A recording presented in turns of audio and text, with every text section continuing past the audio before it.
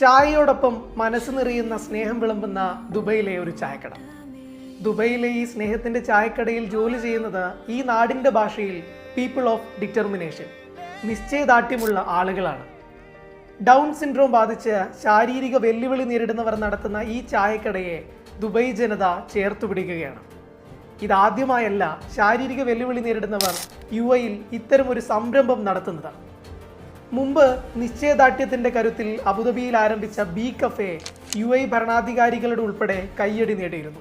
അമേരിക്കയിലെ പ്രശസ്തനായ ഇൻഫ്ലുവൻസറും മോട്ടിവേഷണൽ സ്പീക്കറുമൊക്കെയായ നിക് സാന്റോനെസ്റ്റാസോ അമേരിക്കയിൽ നിന്ന് ദുബൈയിലേക്ക് താമസം മാറിയതിന്റെ കഥ നമ്മൾ കേട്ടതാണ്.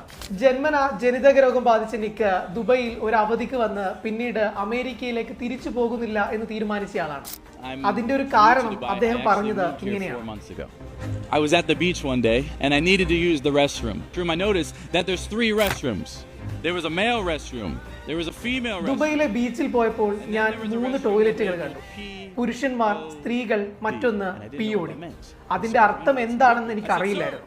അതിനാൽ ഞാനൊരു ജീവനക്കാരനോട് ചോദിച്ചു. അദ്ദേഹം പുഞ്ചിരിച്ചുകൊണ്ട് പറഞ്ഞു, സാർ, ഈ ബാത്റൂം നിങ്ങൾക്കുള്ളതാണ്. ഞാൻ ചോദിച്ചു, എന്താണ് നിങ്ങൾ ഉദ്ദേശിക്കുന്നത്? അദ്ദേഹം പറഞ്ഞു, ഇവിടെ UAE-യിൽ ഞങ്ങൾ വികലാംഗർ അല്ലെങ്കിൽ അംഗപരിമിതർ എന്ന വാക്ക് ഉപയോഗിക്കാറില്ല.